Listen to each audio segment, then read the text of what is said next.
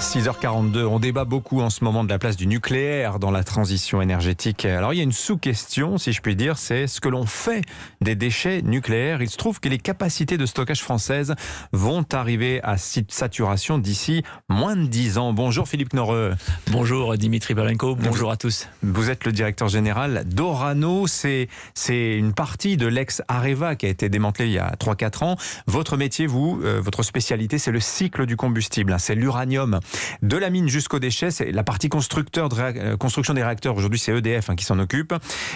Philippe Knorreux, pour qu'on se fasse une idée, quelle quantité d'uranium utilise-t-on aujourd'hui dans les centrales françaises? Et puisque c'est à vous que l'on confie ces déchets, qu'est-ce que vous en faites? Alors, en quantité, d'uranium, on utilise assez peu parce qu'en fait, 100 grammes d'uranium, c'est comme 600 litres de pétrole ou 600 kilos de pétrole en fonction des pétroles légers ou lourds.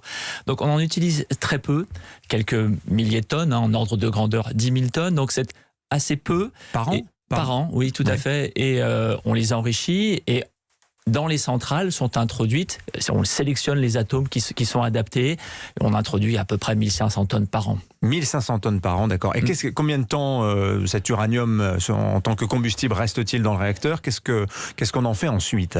Alors ensuite, on le recycle.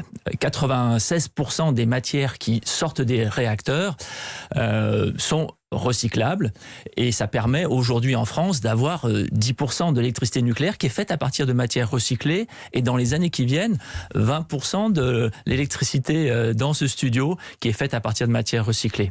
Ensuite il y a des déchets ultimes, ils sont à 90% dans des centres, 3 centres en France qui sont parfaitement autorisés pour le stockage de longue durée. Et puis pour les déchets de plus haute activité, c'est 200 mètres cubes par an, c'est-à-dire pour une piscine olympique, telle qu'on l'a vu pendant les Jeux Olympiques, plusieurs années pour la remplir. Donc on voit que ce sont des quantités très limitées et qui ne sont pas en contact ni avec l'homme, ni avec la biosphère. Alors, quand on gère des déchets radioactifs comme vous, l'unité de mesure, si je puis dire, l'unité de stockage, c'est la demi-vie. C'est le temps qu'il faut pour qu'ils perdent la moitié de leur radioactivité. Et là, c'est vrai que les échelles de temps sont assez fascinantes. Philippe Knorreux, je crois que pour le plutonium-239, c'est 24 000 ans qu'il faut pour que ce plutonium perde la moitié de sa radioactivité. C'est un vrai défi technologique parce que, est-ce qu'on peut penser l'industrie à des échelles de temps pareilles, Philippe Knorreux?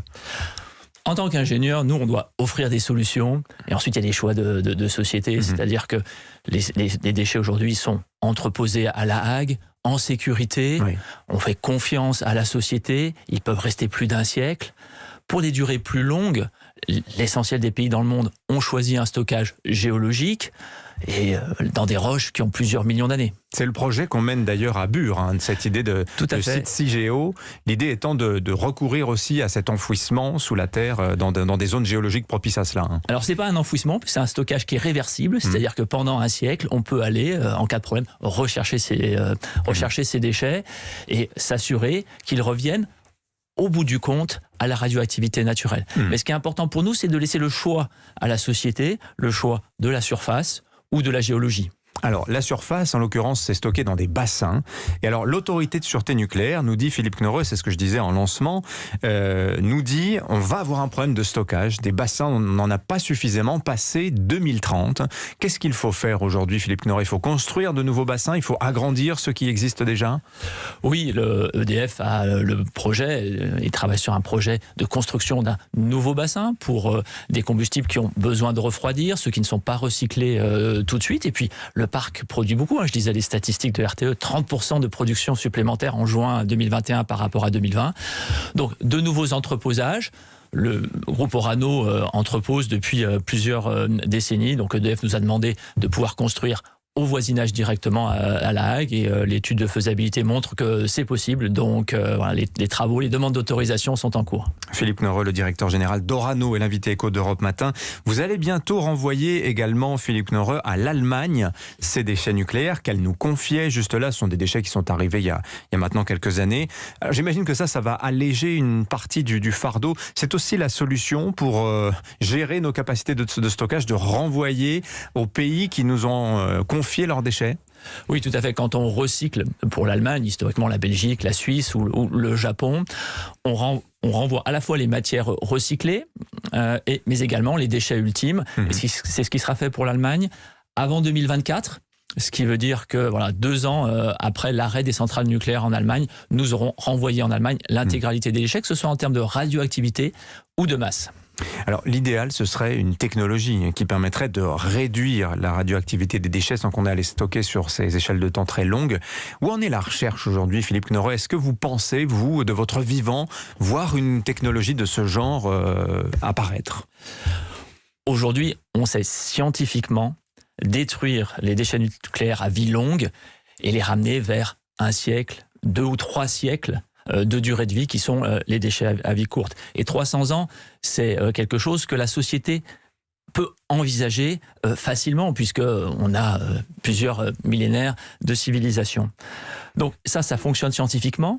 L'enjeu sur lequel on travaille, toute la filière française, mais également avec des partenaires internationaux aux États-Unis et ailleurs, c'est faire en sorte que ces solutions scientifiques, elles soient industrielles.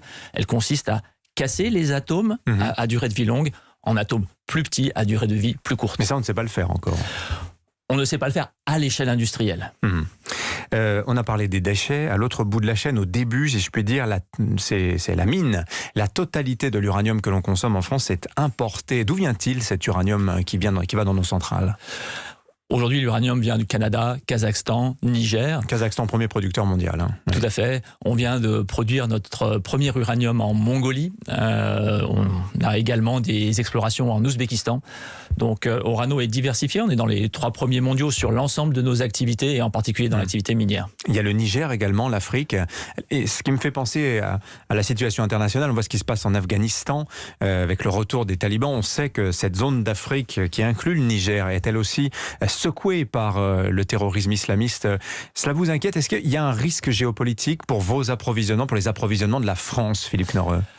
Le risque terroriste, il a beaucoup évolué et dans chacun des pays dans lesquels on travaille, on l'examine avec les autorités puisque on a à la fois des gardes armés, des mesures de protection physique, mais le renseignement ou les forces d'intervention sont du ressort des autorités, on le comprend bien, on l'a vu à Kaboul et même si nous ne sommes pas présents en Afghanistan. Ouais. Donc oui, nous avions été confrontés à que ce soit attentats ou otages, c'est avec les autorités qu'on le travaille dans un monde qui évolue rapidement de ce point de vue. Merci Philippe Knorre, le directeur général d'Orano, venu répondre aux questions d'Europe Matin sur l'uranium, la mine mais aussi les déchets. Merci à vous, bonne journée. Merci.